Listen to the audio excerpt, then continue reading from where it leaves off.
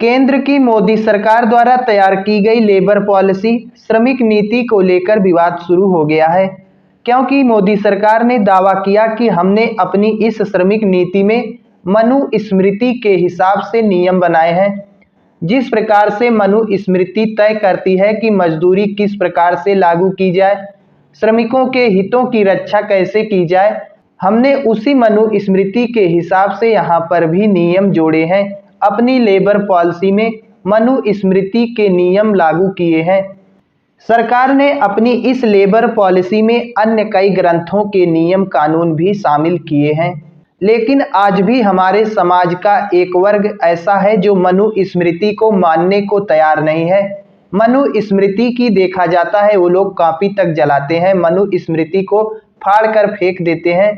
मनुस्मृति को हमारे समाज का एक वर्ग कतई स्वीकार नहीं करता है, लेकिन अब देखा जा रहा है कि सरकार ने इसी मनुस्मृति के हिसाब से श्रमिक नीति लेबर पॉलिसी में कई नियम जोड़े हैं।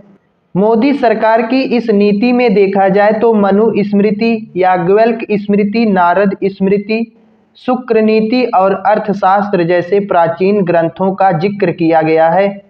सरकार का मानना है कि इनमें न्याय, उचित मजदूरी और श्रमिकों को शोषण से बचाने के लिए कर्तव्यों पर जोर दिया गया है। सरकार ने कहा कि इन प्रारंभिक सूत्रों ने आधुनिक श्रम कानून के उदय से सदियों पहले भारत के सभ्यतागत ताने बाने में श्रम शासन के नैतिक आधार को अंतर्निहित कर दिया था। सरकार का मानना है कि हमारे ग्रंथों में शुल्क न्याय की बात कही गई है। इसमें यह बताया गया है कि कैसे किसी मजदूर को समय पर उसका वेतन मिलना जरूरी है और यह एक न्याय है। ऐसा ना किया जाना अन्याय की श्रेणी में रखा गया था।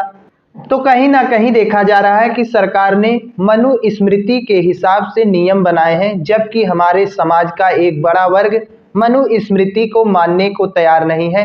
इसी को लेकर अब एक बार फिर से विवाद शुरू हो गया है। तो ऐसी स्थिति में देखा जा रहा है कि सरकार द्वारा श्रमिक पॉलिसी में, श्रमिक नीति में मनुस्मृति का जिक्र करना विवाद का कारण बन गया है। बाकी सरकार द्वारा मनुस्मृति के हिसाब से नियम बनाना कहां तक सही है, आप लोग अपनी राय दे सकते हैं।